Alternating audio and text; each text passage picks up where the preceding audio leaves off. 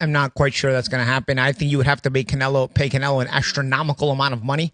Is it worth to pay Canelo that astronomical amount of money? Because he already makes crazy money. So for him to take the kind of money to fight David Benavidez, where you basically say, okay, I'm willing to get the shit beat out of me for this amount of money, because that's what's going to happen if those two fight. So are you going to, is there a price worth on that where his image and his brand takes a hit? You know how much money you got to pay the guy? Because think about it. He's making $80 million for Crawford, right? Right.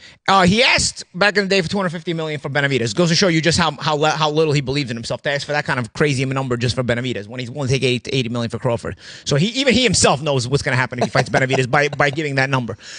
But it's not just the loss and the getting run over like a train. It's also the hit your image takes, your brand takes, because Canelo is a monster brand. And so post-retirement, Canelo can still continue this massive image, massive brand.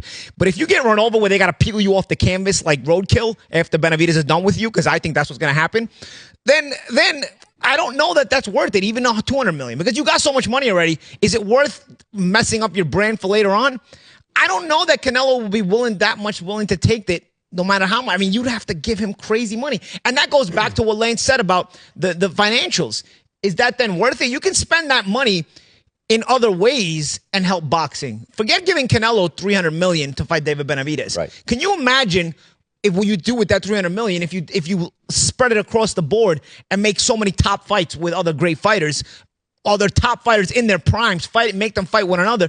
I think you spread that money correctly in that way. Forget Canelo, get rid of him, and start to spread this next generation of superstardom, rivalries, great fights, make them fight each other. You would make multiple fights like that with just that money alone.